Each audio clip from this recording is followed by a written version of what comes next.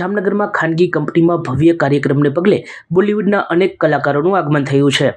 આજે જામનગર એરપોર્ટ પર અભિનેતા સલમાન ખાનનું આગમન થતાં ચાહકોમાં ઉત્કંઠા વ્યાપી ગઈ હતી। ઉલ્લેખનીય છે કે આજે સલમાન ખાનનો જન્મદિન પણ હોય સ્થાનિક ચાહકોમાં સલમાનના આગમનને લઈ ઉત્સાહનો સંચાર થયો હતો। સલમાન ખાન ઉપરાંત તેના પરિવારજનો પણ આજે જામનગર આવી પહોંચ્યા હતા।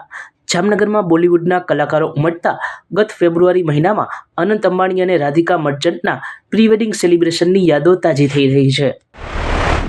જામનગરમાં રામેશ્વર નગર નજીક આવેલ મેન્ટલ હોસ્પિટલ પાસે આજે રસ્તા પર આખલા યુદ્ધ થતાં અફરાતફરી મચી ગઈ હતી। કેટલાક રાહદારીઓ ઊભા રહી ગયા હતા તો કેટલાક રાહદારીઓએ રસ્તો બદલી નાખ્યો હતો।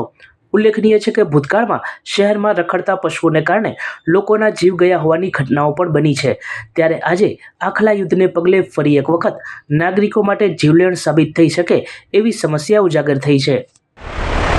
શ્રી ખોડલધામ દ્વારા કેન્સર હોસ્પિટલ સહિતના સેવા પ્રકલ્પો હાથ ધરવામાં આવ્યા છે, ત્યારે શ્રી ખોડલધામ રથ શહેર પરિભ્રમણ કરી રહ્યો છે। જામનગરમાં પણ આજે શ્રી ખોડલધામ રથનું આગમન થયું હતું। ઠેર ઠેર રથનું સ્વાગત થયું હતું।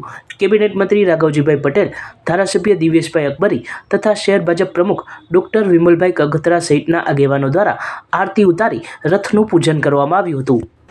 સચોટ સમાચારો સૌથી ઝડપી મેળવવા માટે અમારી ચેનલને સબસ્ક્રાઇબ કરો।